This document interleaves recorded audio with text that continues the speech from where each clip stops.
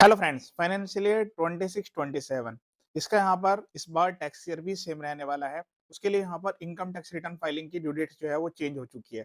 ध्यान से समझिएगा, ये जो डेट्स है यहाँ पर फाइनेंशियल ईयर 26-27 के लिए है। अभी 25-26 के लिए जो डेट्स थी उसमें कोई भी चेंज नहीं है। जो भी मैं यहाँ पर रेलेवेंट डेट्स आपको बता रहा हूँ, वो जो नेक्स्ट ईयर में जब आप अपनी रिटर्न को फाइल करेंगे तब यहाँ पर एप्लीकेबल रहने वाली है।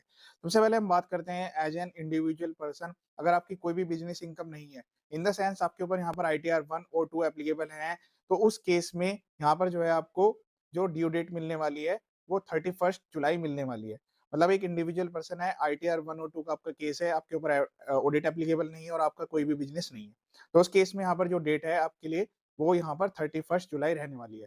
अब इससे नेक्स्ट बात करते हैं, एक ऐसे पर्सन है जो कि इंडिविजुअल पर्सन है यहाँ पर, और उनके ऊपर यहाँ पर एप्लीकेबिलिटी आती है इनकम टैक्स रिटर्न आईटीआर 3 या 4 की, क्योंकि उसकी यहाँ पर बिज़नेस इनकम, किसी भी टाइप की बिज़नेस इनकम है, तो उस केस में अगर उनकी कोई भी ऑडिट एप्लीकेबल नहीं है, ठीक है? तो उस केस में जो उनकी ड्यू डेट रहने वाली है वो 31st ऑफ अगस्त रहने वाली है। अगर ये पर्सन, इनके ऊपर यहाँ पर टैक्स ऑडिट एप्लीकेबल रहती है, तो उस केस में यहाँ पर जो इनकम टैक्स रिटर्न फाइलिंग की ड्यू डेट होगी, वो 31st ऑफ अक्टूबर रहने वाली है। और इनके लिए जो ऑडिट की ड्यू डेट है वो 30 सितंबर ही रहेगी। अब कुछ ऐसे पर्सन्स भी होंगे इसमें यहाँ पर ट्रांसफर प्राइसिंग यानी कि टीपी के रिगार्डिंग ऑडिट की रिक्वायरमेंट्स आती है, उस केस में यहाँ पर जो है 30 नवंबर डेट रहने वाली है। अब ये तो आपकी ड्यू डेट्स हैं जब आप अपनी इनकम टैक्स रिटर्न को ड्यू डेट के अंदर फाइल करते हैं। इसके बाद भी कुछ ऐसे पर्सन्स हैं जो कि अपनी रिटर्न को फाइल नहीं कर पाते हैं, तो यहाँ पर जो है 31st ऑफ दिसंबर तक वो अपनी रिटर्न को फाइल कर पाएँगे। बिलेटेड रिटर्न यहाँ पर ये कंसिडर की जाने वाली है।